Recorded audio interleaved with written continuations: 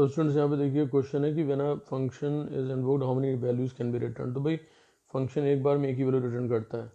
Okay, अब इसके आगे देख लेते हैं, कुछ क्वेश्चंस हैं क्लास, जल्दी जल्दी इसे कर लेते हैं। नाउ यहाँ पर wait a minute, debug the errors and rewrite the following function prototype। अब देखिए int sum लिखा है और int sum है यहाँ पर, और x, y semicolon is written ना। तो ये आपका प्रोटोटाइप है ना, तो इसमें आपको डेटा टाइप बताना ज़रूरी है। तो यहाँ पर int x, int y होगा। देखिए यहाँ पे करेक्ट हो गया, ठीक है। तो हमेशा डेटा टाइप ज़रूर मेंशन करिए आर्गुमेंट नेम के साथ। अब इसके बाद class float product a, int y। तो अब देखिए यहाँ पर फ्लोट का प्रोडक्ट होना है, तो यहाँ a के पहले फ्लोट लग जाएगा, तो फ्लोट a और int y। उसके बाद फ्लोट ऑपरेट यहाँ लिखा हुआ, तो int x, float equal to 3.4। अच्छा, ये वैल्यूज आप दे सकते हो, लेकिन यहाँ पर फ्लोट के बाद वेरिएबल नेम मिसिंग है, ठीक है। तो यहाँ पर वैल्यू जब इधर दोगे तो इधर भी आपको देनी होगी। अगर आपको इधर वैल्यू नहीं देनी है तो आप इधर भी आप हटा दीजिए। बट यहाँ क्या मिसिंग है, यहाँ पर डेटा मेंबर का नाम या आपको सॉरी आर्गुमेंट नेम मिसिंग है। तो int x, फ्लोट y या जो भी कुछ होगा वो आप यूज़ कर सकते हैं। ओके, उसके बाद फ्लोट सम int x, y। तो जाहिर सी बात है यहाँ पे जिसका डेटा टाइप है x का, लेकिन y का डेटा टाइप नहीं, तो यहाँ पे भी आपका यहाँ फ्लोट y आप लगा देंगे, ठीक है, whatever is the requirement. उसके बाद write down the main function which call the following function. तो int square int a return a into a. तो इसके लिए मेन फंक्शन जब आपने लिखा है तो जाहिर सी बात है वैल्यू रिटर्न कर रहा है। तो जब फंक्शन कॉल होगा तो एक वेरिएबल आप लिखेंगे स्क्वायर के लेफ्ट हैंड साइड पे, जैसे कि यहाँ लिखा हुआ int sq, और उसके असाइनमेंट ऑपरेटर स्क्वायर 4 पास कर दिए। तो ये जो स्क्वायर का रिजल्ट आएगा रिटर्न a इंटू ए, वो रिटर्न वैल्यू किस में जाएगी, sq में। All right, pass by value, pass by reference आपको ऑलरेडी पता है। और यहाँ पे एक छोटा सा एग्जांपल देख लेते हैं कि भाई कैसे ये वर्क कर रहा है। तो इसमें एरे अभी आपके कोर्स में नहीं, बट स्टिल आप ये देख सकते हैं कि यहाँ पर एक कुछ वैल्यूज़ आप पास करें इस एरे के अंदर, और यहाँ पे 0 से लेके <5 तक का ये लूप चल रहा है, यानी कि 4 टाइम चलेगा, सॉरी 5 टाइम चलेगा। और यहाँ पे a of i equal to i, मतलब i की वैल्यू आप एरे के डिफरेंट इंडेक्स पे असाइन कर रहे हैं। अब क्या हुआ, यहाँ पर क्लास मेन फंक्शन है और इसमें एरे है, इसमें कुछ वैल्यूज़ पड़ी हुई हैं। अब हम क्या करते हैं, वैल्यूज़ को जब प्रिंट कराएंगे तो यहाँ पे 10, 20, 30, 40, 50 सारी प्रिंट हो जाएंगी। उसके बाद now we change the line, और उसके बाद obj.demo ref arr after call to what is written here demo ref value of arr. अब जब कॉल के बाद जब एग्जीक्यूट होता है ना, यानी कि फंक्शन कॉल यहाँ पे पड़ी हुई है और फंक्शन में अंदर क्या हो रहा है देखते हैं इसको पहले। फंक्शन में a ऑफ i में i असाइन हो रहा है, यानी कि इंडेक्स की वैल्यू जा रही है। तो अब जो वैल्यू यहाँ पर हैं वो यहाँ पर आ जाएंगी नई value after call to demo ref value of ARR, right. तो अब यहाँ पर पहले कॉल के पहले क्या थी वैल्यू, 10, 20, 30, 40 एंड 50। कॉल के बाद 1, 2, 3, 4, 5, यानी कि जो चेंजेस हुए दे आर रिफ्लेक्टेड बैक।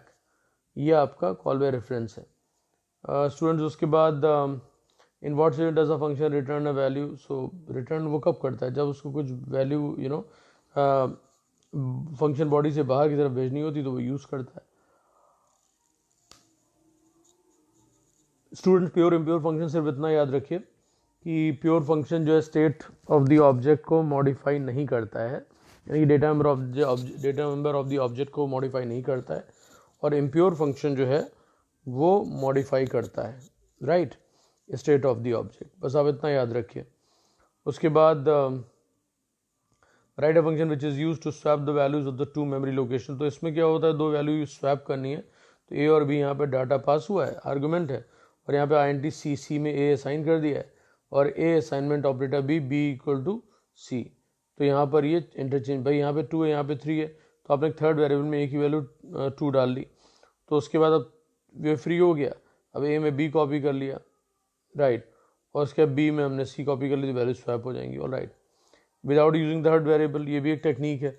तो उसमें a प्लस बी एक बार सम कर दिया, एक बार माइनस कर दिया, b में स्टोर कर दिया और एक बार finally a equal to a minus b कर दिया, right. Then you will see that data has been swapped. Okay. Call by value, call by reference में आपको ऑलरेडी डिस्कस कर चुका हूँ.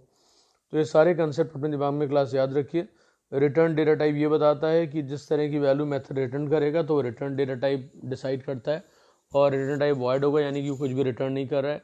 फिर एक्सेस स्पेसिफायर है कि access specifier determine the type of access to the method, किस तरह की एक्सेस मिलेगी. It can either be public, private और प्रोटेक्टेड. उसके बाद parameter list is a comma separated list of variable of a method along with their respective data type, right. तो ये parameter, जब आप पैरामीटर पास करते हो ना तो वही उसकी बात हो रही है, आर्गुमेंट जिसको आप बोलते हो, ठीक है. Parameter list can be empty if the function if the method does not accept any parameter when it is called.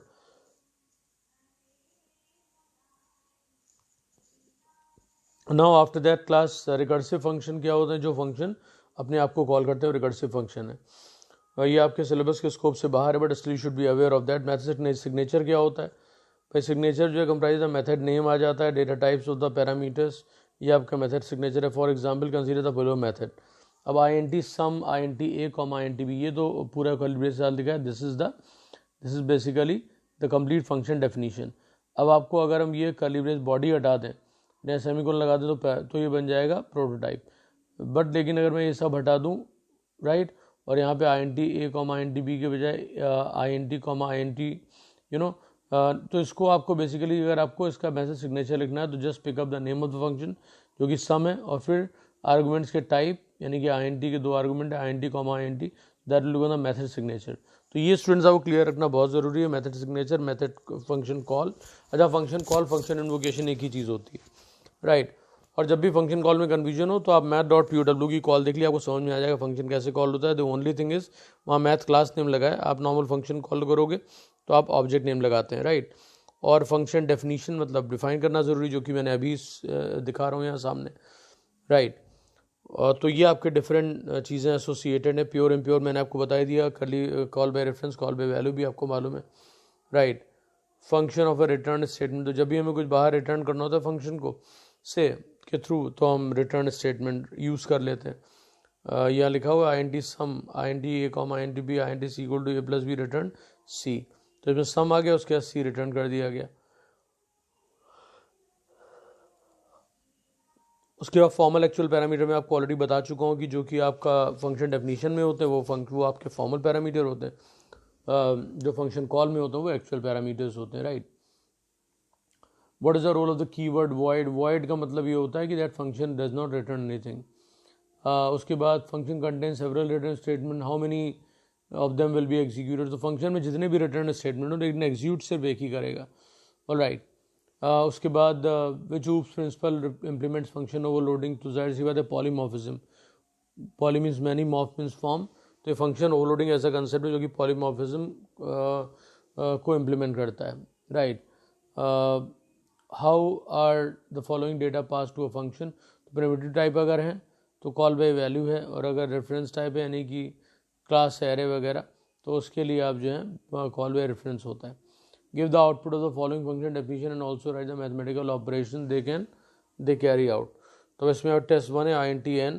यहाँ एक लूप है 1 to less than equal to n x plus plus. अब यहाँ पे ये डिविजिबिलिटी हम क्या है, यहाँ पे देखिए फैक्टर्स यहाँ पे आ रहे हैं.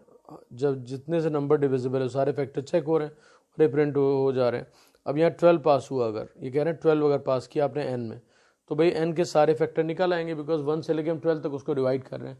तो 1 से डिविजिबल है, यस. कोई भी नंबर डिविजिबल होता अपने आप से भी कोई डिविजिबल होता, दो फैक्टर तो 1 और n हो गया. n की वैल्यू क्या है 12.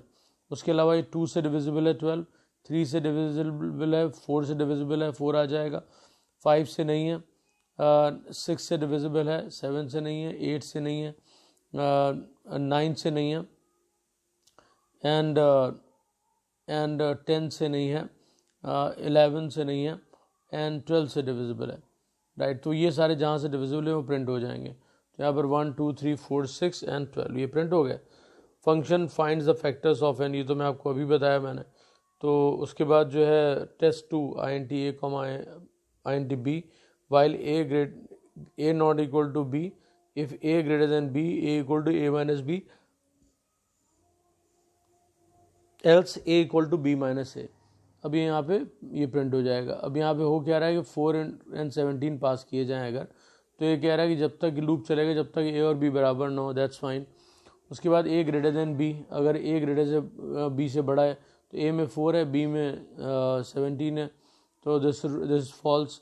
एल्स यहाँ पर क्या करेंगे, a equal to b minus a, a equal to b minus a, this very very important. All right, इस तरह से आपका ये फंक्शन हो गया। और 4 और 7 अगर आप 4 और 17 आपने पास किया है तो यहाँ पर ये 4 आ जाएगा, यहाँ 17 है, नॉट इक्वल, तो ये ग्रेटर नहीं है, फिर यहाँ आ जाएगा तो b माइनस ए हो गया, यानी कि 4 and 17